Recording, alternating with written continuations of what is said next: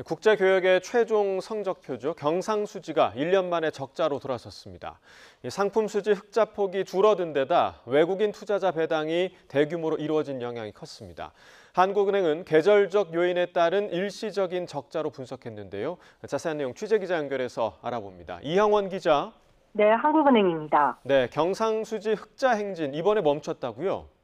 네, 경상수지가 1년 만에 적자로 돌아섰습니다. 한국은행이 오늘 발표한 자료를 보면 지난 4월 경상수지는 2억 9천만 달러 적자입니다.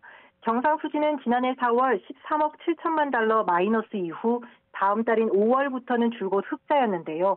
11개월째 이어온 흑자 행진을 1년까지는 끌지 못하고 적자 성적표를 냈습니다. 네, 적자가 난 이유 어디에 있습니까?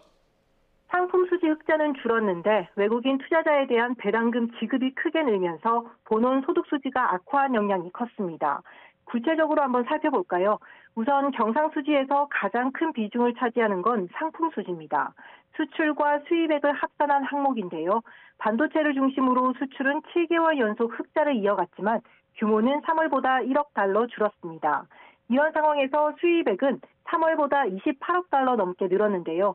이 두 금액을 따져보니 상품 수지가 51억 1천만 달러 흑자에 그쳤습니다. 직전 달보다 흑자 폭이 무려 29억 8천만 달러나 줄었습니다. 여기에 우리 국민이 해외에서 번 돈에서 외국인이 우리나라에서 번 돈을 뺀 본원 소득 수지 적자 폭도 커졌습니다.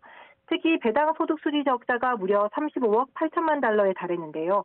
3월에는 흑자였는데 이때와 비교하면 53억 달러 넘게 빠진 규모입니다. 한국은행은 4월에 외국인 투자자에 대한 대규모 배당 지급이 집중되면서 적자 폭이 커졌다고 분석했습니다. 다만 서비스 수지 적자는 3월보다 7억 달러 넘게 줄면서 16억 6천만 달러에 그쳤습니다. 동남아와 중국 관광객이 늘면서 여행 수지 적자가 개선된 영향이 컸습니다. 네, 그럼 앞으로 경상수지 흐름은 어떻게 예상되는 겁니까?